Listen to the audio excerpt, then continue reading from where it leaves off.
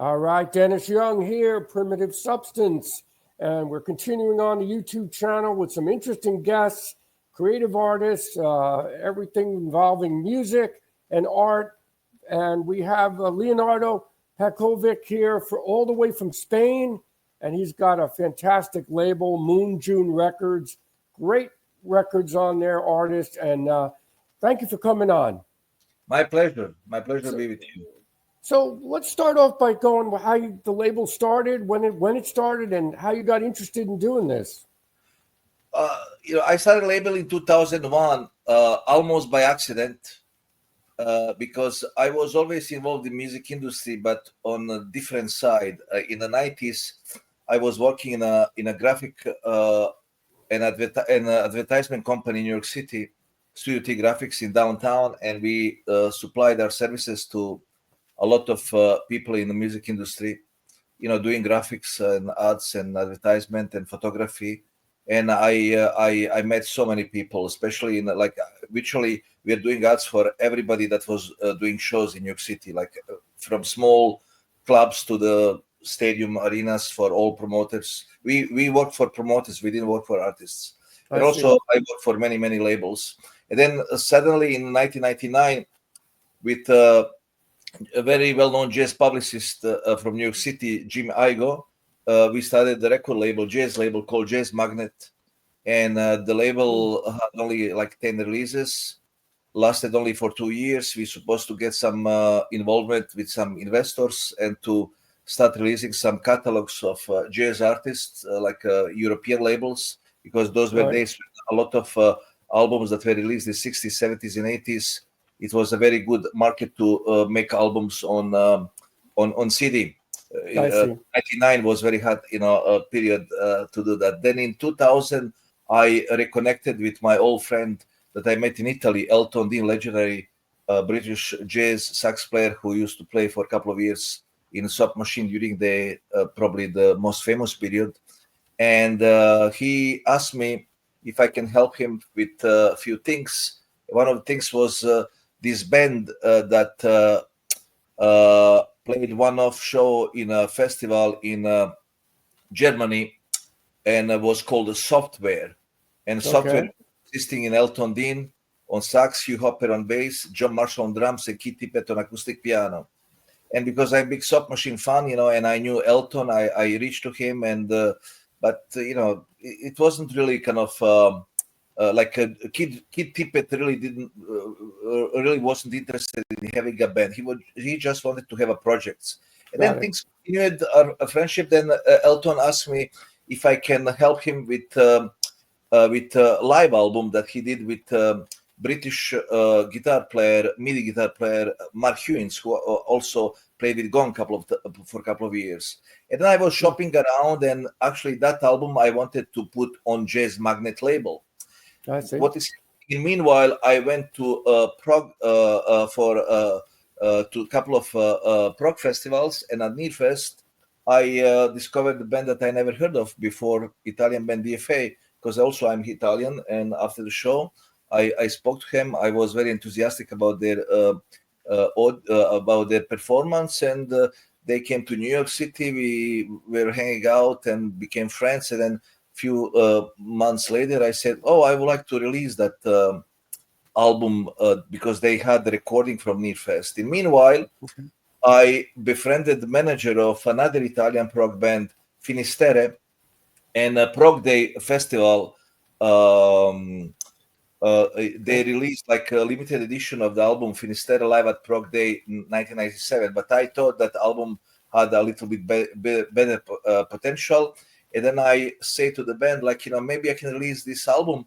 And then those 3 albums, live albums, Elton Dean and Mark Hewins and Finisterre from 97 and DFA from Nearfest, I thought I might be doing with Music Magnet Media, kind of like an offshoot of this jazz label. But then because we had some problems with investors, and then I said, no, I'm starting my label by myself. And I knew, all tricks of the promotion, distribution, had a lot of contacts already, and I started my label in 2001, and I manufactured those albums in the spring Actually, Finisterre, even though Finisterre technically is not first release, I pressed some albums because Finisterre played in Mexico, opening for Peter Hamill.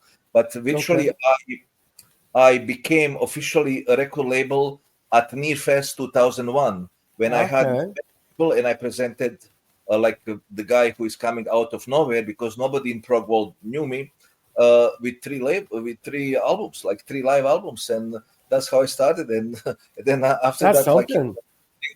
things just was happening. It was amazing. Now, do you mostly put out vinyl now? Is that what the label does? I was a vinyl skeptic.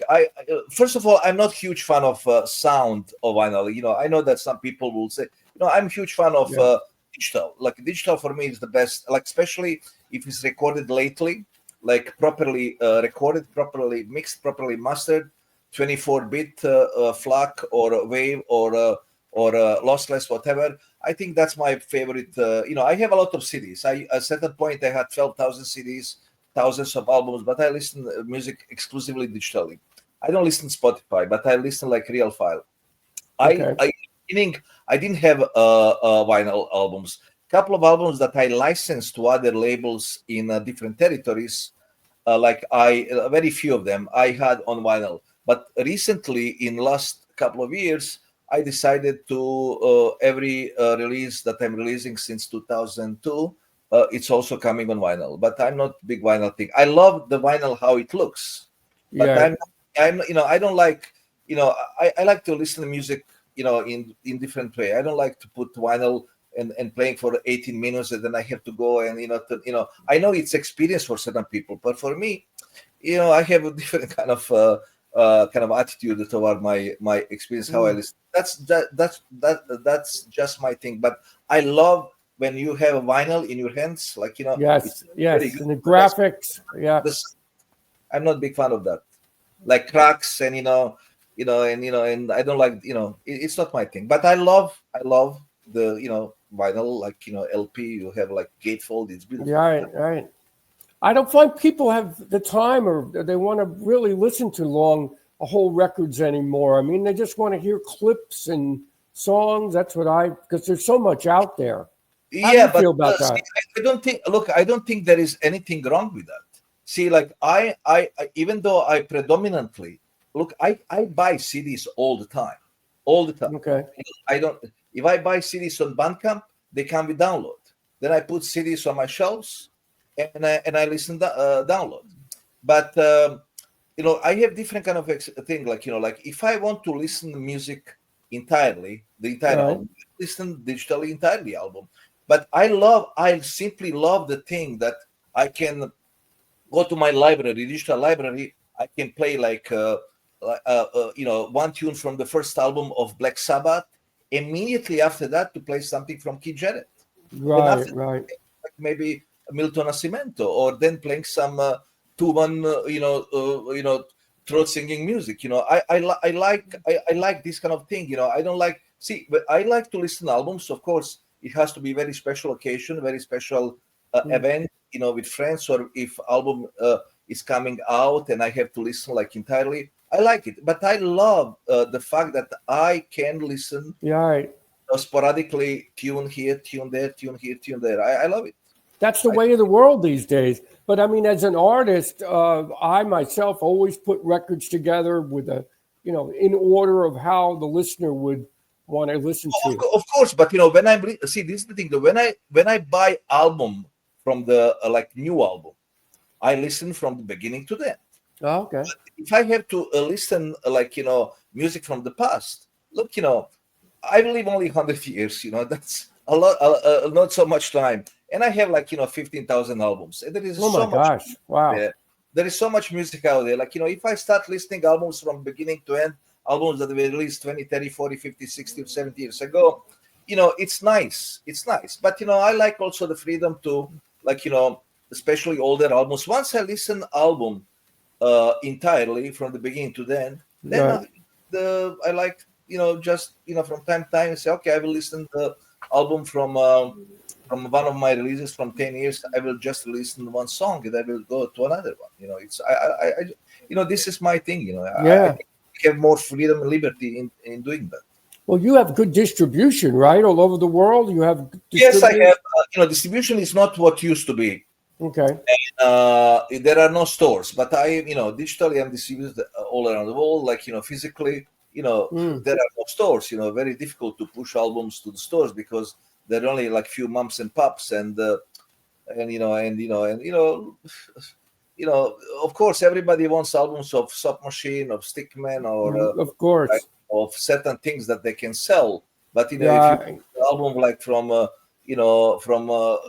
some unknown Indonesian band, like it's tough. It's tough. I imagine. I'm not releasing. I'm not releasing the album to please audience and to please retail. I'm releasing album because I'm very happy with what I'm producing or what I'm promoting. And then if sells, if doesn't sell, it's fine, because important is to put the album out. Then we all try to make the best out of it, but sometimes it's not possible because most of my albums are projects. They are not real bands. I have only a couple of bands that they're touring, like Soft Machine, and I was also a partner with Markus Reuter from Iapetus, German. Right, I know him. Yeah. In releasing some Stickman albums, and those are bands that they're traveling, that they're touring. But all my other things are kind of projects, like musicians from this band or some independent musicians doing a session with that and that artist. Right. That's great. But that's fine. I just enjoy doing that. Now, I would like to go over some of the artists on your label, because you have some fantastic players on here. 145 releases so far. Gary Husband is really amazing. Gary is one of my very best friends among musicians, and this is the first full album on his name that I'm releasing. It's a compilation of unreleased tracks from last 35 to 40 years. And this is album Postcards from the Past. It's not coming on the vinyl, unfortunately, because it's too long. It's a kind of like almost 155 minutes of music. It's double CD. But we are using this album to do some fundraiser for an album that we would like to produce, which is the solo album in which Gary Husband plays all instruments, like predominantly piano, some keyboards, percussion, drums, and maybe some computer. In that way, we can record that album, and those are two albums under Gary Husband's name. But Gary played on several sessions for some of my artists, for Beledo, Deva Bujana, and for Mark Winfield, Asaf Sirkis. And I know Gary for a very long time because I used to manage and book Allan Holdsworth, and we did a lot of tours, like in Europe, all around USA, in Japan many times. And Gary's a just wonderful guy. Yeah, and I can't believe how talented he is on all these instruments. He's a great drummer, but he's also really great on piano. Yeah, I think, look, Gary's very well known as a drummer and as a keyboard player. He's simply outstanding musician. But I believe when it comes to his acoustic piano playing, he's something else. He's good in all three, because keyboards, it's not the same instrument like piano. Acoustic piano, it's completely different way of attitude and playing. And to me, Gary Husband is one of the greatest living piano players. And but the guy is very good. He also can sing very well. He can play guitar, and he's an amazing composer, arranger. He's a complete musician, and I will even say that he's a sort of genius. Now, I love this Quartet Diminished from Iran. How did you find them? I was introduced to Quartet Diminished, I believe, by a journalist that reviewed their first album, like maybe 10 years ago. And then I was at a jazz event in Germany called Jazz Ahead, which is a kind of trade show, like maybe 7-8 years ago. And I met Ehsan Sadiq, guitar player, and we became friends. And they already released a couple of albums, so they were ready to do like third album. And that third album was supposed to come on a German label ECM, because it was kind of co-produced by Manfred Eicher. And then, but something didn't work and didn't happen. But they released in Iran and with some distribution in Europe. And then we decided in 2019 that in 2020 we'll do album. And actually, I wanted to fly to Iran, Okay. which is not a problem because I also have an Italian passport. Italian citizens can freely go. Okay. Americans, that's a little bit tricky. But with Italian passport, Yes. I can go where I want. But unfortunately, pandemic came, and it wasn't possible. Then a sax player, Sohail, he was traveling to Europe, and he befriended one of my friends, Vasco Trilla, a Spanish drummer from Barcelona, who is a good friend of mine. He never did anything on MOONJUNE Records, but we are friends for a long time. I don't know if you remember the band The Planeta Imaginario on Cuneiform Records. He was drummer on that band, but he's mostly kind of avant improv jazz drummer, but also playing some prog and fusion. And then they became friends, and they mentioned to Sohail and other guys that there is this beautiful studio 1 hour west of Barcelona called La Casa Murada, the Stone House, which is kind of 11th century kind of country mansion. Oh, okay. Belongs to a family of Jesus Rovira, well-known bass player from Barcelona, in a very famous pop rock band. And then he took that place like 15 years ago. He transformed in a place where he can live, and also to an amazing recording studio. And I did a lot of sessions since 2016. And then in 2022, finally in December, we arranged the recording for Quartet Diminished in that place nearby Barcelona. I was already living in Spain. It's just like five couple of hours by bullet train, and we spent like 3-4 days together, and a couple of those guys came with their wives, and we had amazing Persian food, and we enjoyed everything. And then it's a band that they don't have bass player. And then I suggested, what about, putting like maybe Tony Levin on a couple of tunes, and maybe this album can be kind of post-produced by Marcus Reuter, and maybe Marcus can some kind of background kind of thing, and that's what happened. And it's amazing album. Oh, wow, that's great. And I really would like to say that Marcus Reuter did a very good job, and the album was also mastered under Marcus Reuter's supervision by a very well-known audiophile mixing engineer in Italy, Stefano Castagna, and it was mastered by a Danish guy, Emil Eskilsen, which means we put just like a lot of effort into that production. And I have to say, when you listen to this album, it sounds very, very good. And it does. I've listened to it. MOONJUNE has most of the albums sound very, very good. And then you had Soft Machine Legacy. How long have they been on the label? But that's the thing, when I tell you before about Elton Dean and that called Software, but Keith Tippett didn't want to do it. And then, I asked Hugh Hopper and John Marshall if they would like to do the band, but we were we couldn't find a proper keyboard player who is kind of known. And then after a couple of years, I was in Los Angeles. A friend of mine introduced me to Allan Holdsworth, and I said to guys what about having Allan Holdsworth instead of a keyboard player? And then Hugh Hopper and Elton Dean and John Marshall say, wow, yeah. And Allan was excited. And we did that album called Softworks Abracadabra. We call it Softworks because Hugh Hopper didn't want to call it Soft Machine. But to me, Softworks is Soft Machine. And then Allan has some personal issues and issues with former manager. He was divorcing, and then he left the band, and we had kind of a request from you all around Europe. And then we asked John Etheridge to join the band, and we changed name to Soft Machine. But then again, Hugh Hopper said, look, we cannot call it Soft Machine because we'll upset Robert Wyatt. But then that's it's not the case. And we carried like Soft Machine for several years. Then finally in 2015, we switched to name of Soft Machine. But for me personally, and for John Marshall, who unfortunately see it, Softworks, Soft Machine Legacy, and Soft Machine, it was always Soft Machine. Some people might not agree because Softworks music was slightly different, but the spirit was there. Right. And I'm very proud of it because that was my initiative. And unfortunately, Elton Dean died, and we got Travis, then Hugh Hopper died, then we got Roy Babin. Covington retired, and we are having now Freddie Baker. Then John Marshall died. We have Asaf Sirkis, and John Marshall had always some health issues, that we had many subbing.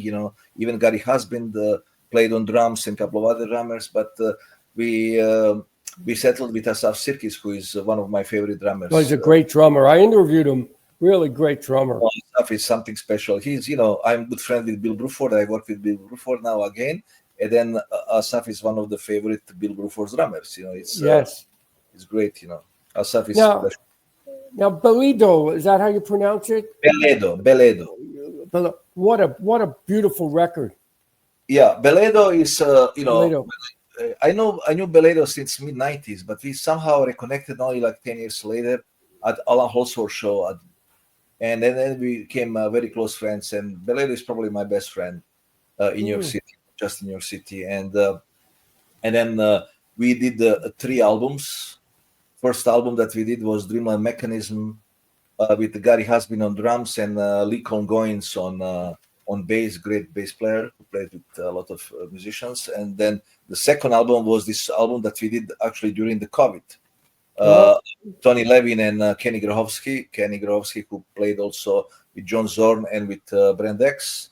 And that album is a very special album. And then we went to La Casa Murada, and we did album with a couple of friends of mine from Spain, very famous musicians, Jorge Pardo, sax and flute, Carlos Benavent on bass, Asaf Sirkis on drums, and on the tracks was also Gary Husband on keyboards.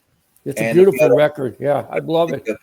Yeah, and we are working on 2 more albums of Beledo. Oh, 2 more, okay. 4 albums next year. One is almost ready. It's a kind of album with the Italian singer Boris Avoldelli. And then we will make another album just under Beledo's name sometime early next year. Now, there's also In Cahoots with Phil Miller. And how did you put that out? That was a man-off release because I knew Phil Miller for a very, very long time, and I'm a huge fan of Hatfield North. And and then I actually put Hatfield North together back. Oh, you did? Oh. We took them to Japan. We did a bunch of shows all around Europe and Canada and Mexico, and we did the Neil Fest. We played in New York City, and then unfortunately Pete Pyle died, and then the band disbanded.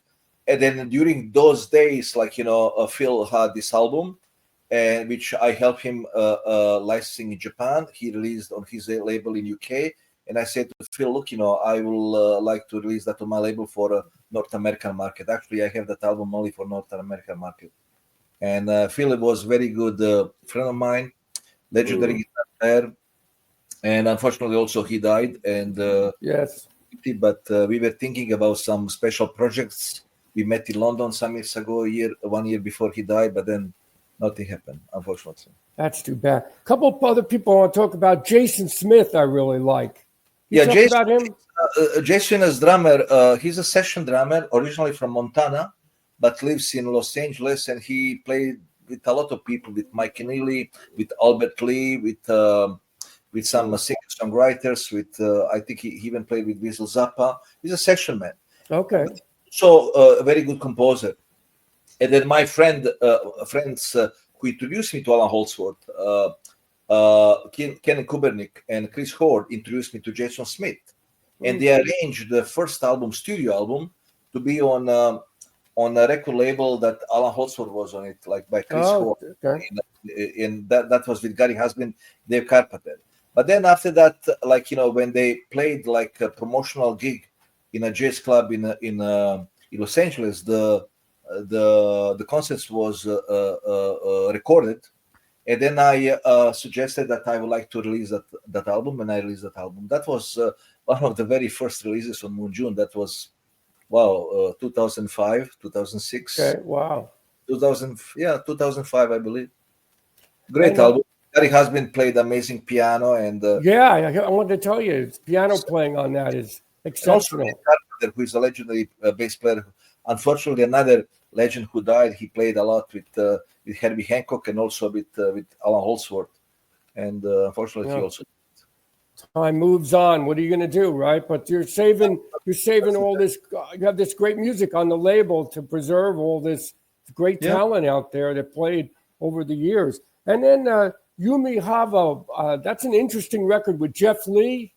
Yeah, look, I released I wanted to help Hugh Hopper, who wasn't in very good financial shape, and I released this kind of improv album of Yumi Hara and Hugh Hopper called Dune, which is kind of it's good album, but it was mostly to help Hugh. But I really like Yumi Hara, and she told me that she has this project with Jeff Lee, and Dune is fine. It's okay album, but that album with Jeff Lee, it's really, really great album. And I said to Yumi, look, I would like to to promote your music, and that's how we ended up making that album. Very good record. I like it a lot. Yeah, that was also released 2007, a long time ago. Oh my gosh! Wow, time flies. So, what do you have planned this year? What's coming out? Coming up this year into next year? Do you have a? I have 4 albums coming out in the end of this year. Of course, double compilation album of unreleased tracks of Gary Husband, Postcards from the Past. Then I have a brand new album of Indonesian pianist Dwiki Darmawan, and with some Greek musicians, and Gilad Atzmon, Israeli-born sax player, who also played with Robert Wyatt and Phil Manzanera, and also he's on a Pink Floyd album playing sax on some recent stuff. And also I have 2 friends of mine that I'm putting on my label because I love their music. They're a very good friend of mine. One is Anthony Garone, okay, who has that kind of program on YouTube, channel on YouTube, Make With Music. He's an amazing interviewer. Also, he's very close friend with Trump and Steve Vai, and he's absolutely outstanding guitar player. And he wrote a book about that tune "Fracture" by King Crimson, because that tune is one of the most difficult tunes to play. Yeah, it's one of the very few people that actually can play right. And then what is interestingly, between the age of 18 to 22, when he was very young, he used to work for Steve Vai. He lived with Steve Vai. Okay. And I believe when Steve Vai accepted to play in the Beat, this kind of super group. Right. I saw them. They were great. How I can do this kind of Robert Fripp things. And Anthony is not a professional musician, but he's an outstanding musician. He actually never wanted to release album. He wanted to release songs. And I said, no, Anthony, we have to release albums, and we are releasing albums. Another one is a guy that I know for almost 30 years. We're kind of close. We were seeing each other on some concerts in New York and sometimes on the street, because he used to have working on Park Avenue South. My office was Union Square, called Anton Rollard. He's a Dutch guy, and he's a prog singer-songwriter.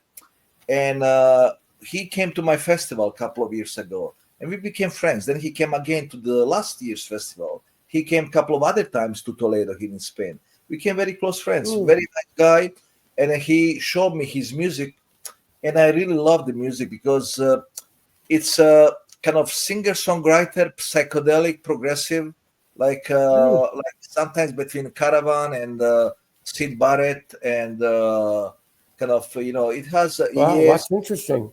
Kind of it has it's very poppy, but it's very good kind of psychedelic kind of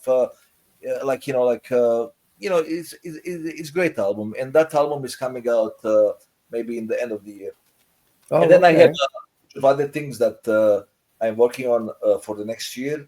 Next year is 25 years of MOONJUNE Records. Oh, congratulations! That's fantastic. Also, I have to say one thing, MOONJUNE Records is not my real job. No, okay. What is it? That's the side thing, I do MOONJUNE Records, struggling, because you cannot live from this kind of music. My main thing, like 95% of my income, is doing booking and management. Oh, like an agent? Yeah, I contracted or subcontracted over 3,200 shows in over 65. Oh my gosh! All around the world. And I specialized in Japan. I did over 60 tours in Japan, where I've been 53 times. I was doing the big tours in the past of Allan Holdsworth, of Soft Machine, and since the beginning of the reunion, Softwork, Soft Machine Legacy, Soft Machine, and many other artists, and I work with some music like Stickman and Levin Brothers, a lot of bands, and also one off because I know very well Asian market, Japan, and the rest of Asia, and also Latin American market.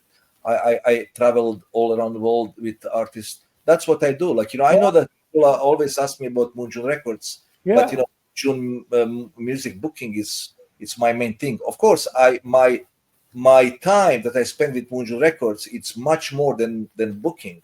But I cannot. You cannot live from this kind of music. But you have all the connections now to all the places to play, right? At first, it must have been difficult. Right, and also I don't, people say can you book me? Yes, I would like to book everybody, but I cannot. I kind of I'm stuck with legends, with people that That's true. kind of. It's now I work with EXTC, which is the formerly XTC. It's just three chambers. They just finished 55 dates tour in USA. Now they are starting West Coast. We have 25, 26 shows starting September 2nd. I work with Scott Henderson, with Terry Bozzio, with Phil Manzanera. With then I you're working with the big dogs there. Wow. To Japan, especially Italians like PFM, Neutrals, Latte Miele, Artimestieri, Banco, Leorme. Oh my gosh. That's my main activity, but I enjoy making albums, and as I told you before, my releases are mostly projects. They're not kind of touring bands. It's not album except Soft Machine and Stickman. I'm okay. Let's make a project and let's see what happens.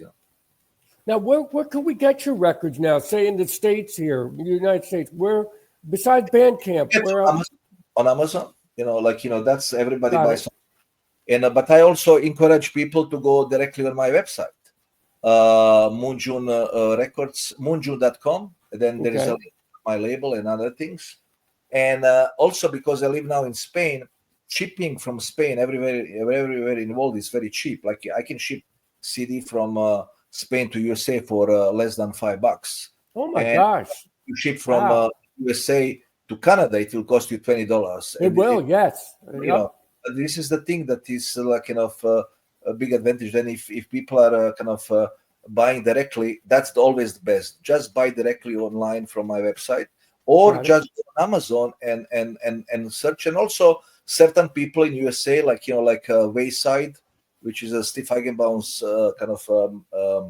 mailing order company. He carries a lot of my stuff, or Downtown Music Gallery from New York City. They carry my stuff because my stuff is not really pure progressive rock. Right, you have a lot of jazz influence. To me, everything is progressive music, but it's not kind of progressive rock. My market is not really kind of Marillion and Genesis kind of thing or dim theater. My thing is progressive music that goes from rock to the jazz and anything in between and beyond. That's good. You have a big variety of really talented people. To me, still, it's a very progressive music, because to me, progressive music is much more than progressive rock. That's true.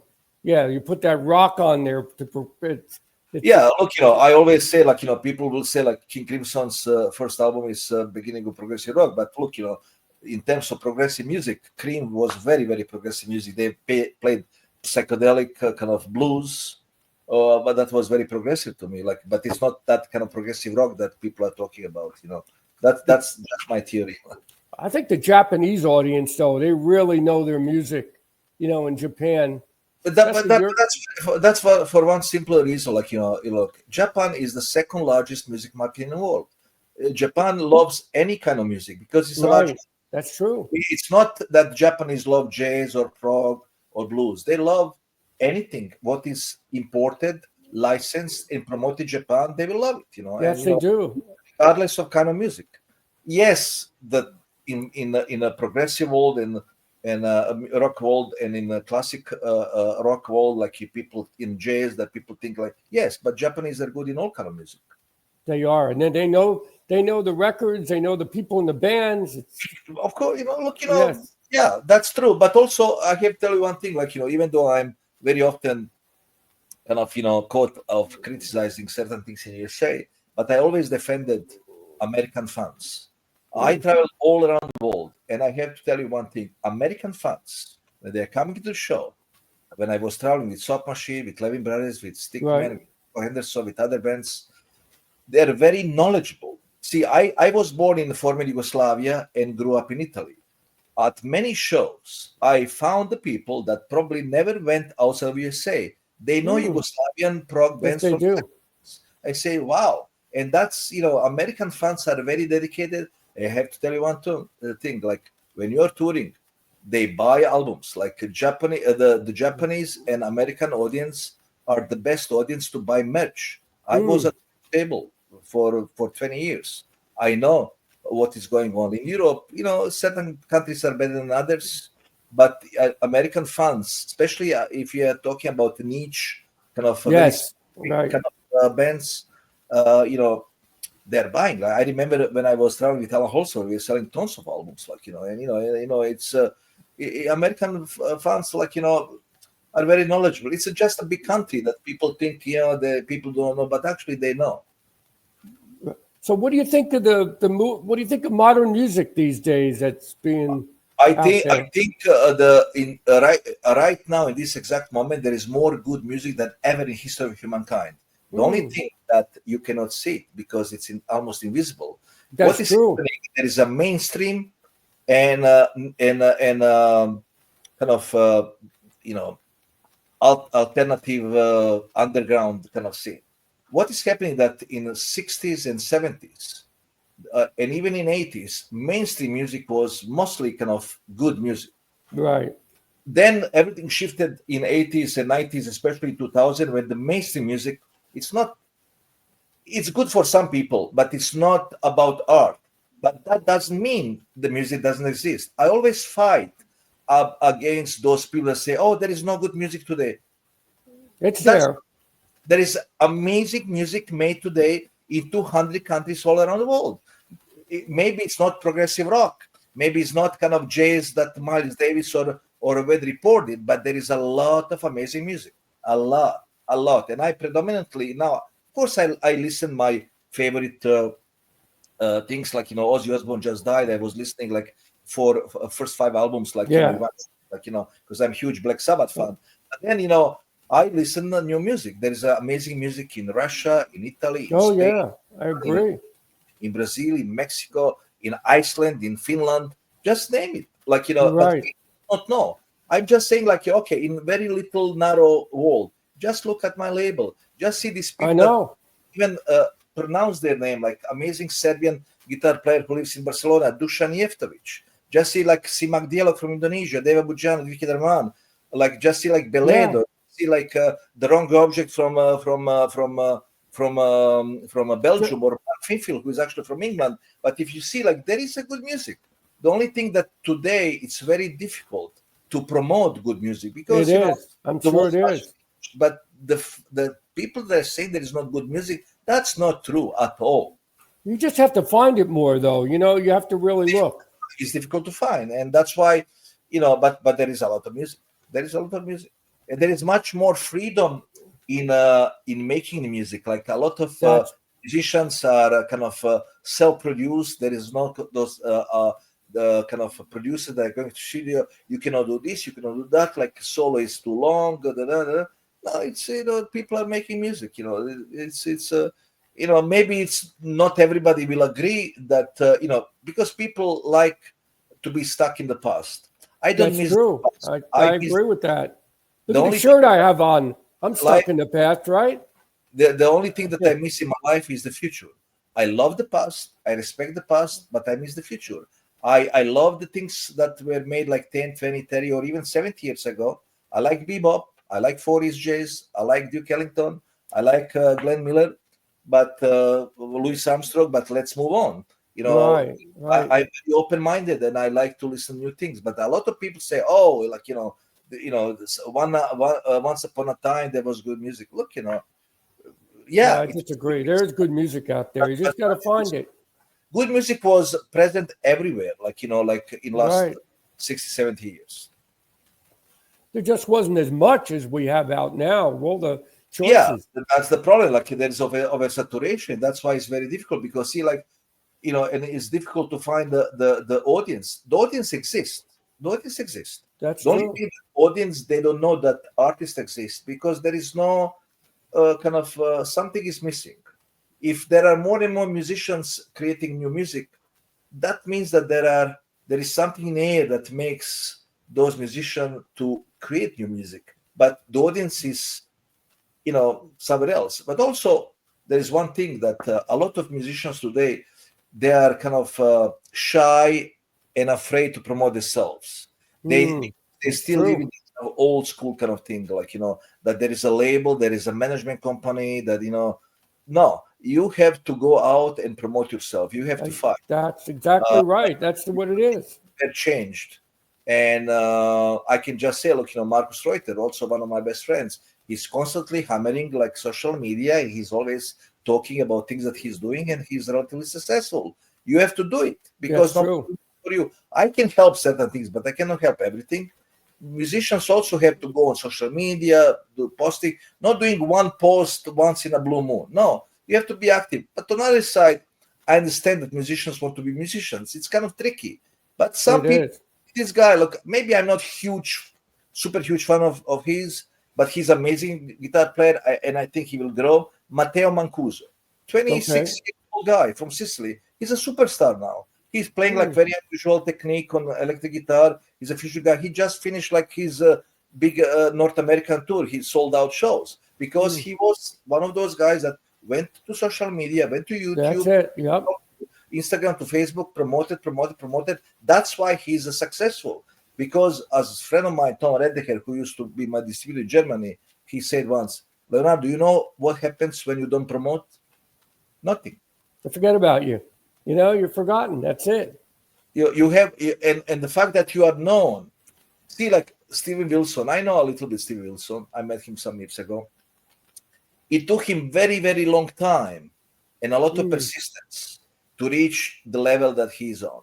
See, Snarky Puppy, they almost disbanded because they're 10, 12, 15-piece band. They almost disbanded, but they believed in what they were doing. They were active and proactive.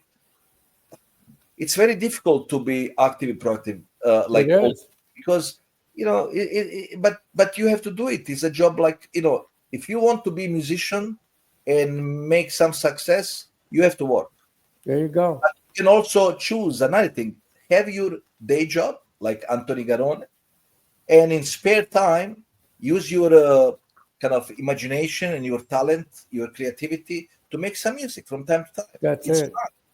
But if you want to be a musician, you have to do something. You cannot just rely that somebody else will do things for you. You have to do it. I hope people out there hear this that are trying to be musicians and trying to keep it going. But things have changed, and you don't adjust to the new things. Nothing will happen. You will just disappear. Well, you have to have something good to start with, and then to build on there, you need to play live too, I think. Yeah, you have to play live, but a lot of musicians, they don't want to play live. Say, there is no money. Fine. There is no money. Play again, then there will be money next time. I will tell you about two young, now they're in their mid to late 30s. I discovered them in two young guys originally from Israel. They live in Chicago, called Marvin. Okay. I met Marvin in 2010, thanks to a friend of mine from Milwaukee, who was a journalist, Brad Walsett. And then he introduced me to those guys. And then I became their friends. I loved their music. They played as a duo. Then suddenly they told me that they have an album with Paul Vertigo and Steve Rodby from Pat Metheny. Oh, and I said, great album. I would like to release this. We became friends. And they said, we would like to play live. And I said, fine. I said, Leonardo, you work with these kind of legends. What we have to do? I said, look, you have to play. You have to play every day, even for free, for nothing. And even if 1 or 2 or 3 people come to do your show, you have to continue to play again. Because if you are good, these 3 people will tell to other 3 people. Right, that's it. You can't give up. You got to keep going. Before the COVID, they were doing 250 to 280 shows a year. They were professional musicians because they persisted. They were, and Of course, a couple of times I put them to open for Scott Henderson, a couple of short tours, and once they opened for Allan Holdsworth, one longish tour for 5 weeks. That helped them. But when they were young, they were able to endure this kind of thing, like because there's a lot of sacrifice. And but this is the thing, like hard work pays. But if you stay home and expecting that somebody will call you to play, yes, right, it's not gonna happen. You have to fight, like you have to play, like playing live. But if you are 40 or 50 or 60 years old, it's much more difficult to fight than if you are kind of in 20s or early 30s. Right, I agree. It's not it's not easy. It's not easy, but again, like you have to make your choice. That's true. Choice. Either you are professional musician or you will do things for just from time to time. But then these guys go play out, then nobody comes. Look, and then they say, "Oh man, nobody came," and they don't want to play again. But you have to repeat that many times. It's a tricky. Well, I hope there's young bands out there that hear your words of wisdom here, that this is how you got to do it, and don't give up. Don't give up. Keep playing. One of the most beautiful songs by Peter Gabriel. Don't give up. Don't give up. No, that's it. Well, Leonardo, this has been a pleasure. Thank you for coming on all the way from Spain. And pleasure. Your label is fantastic. Everybody out there, MOONJUNE Records, buy all these records. You'll love them. I do.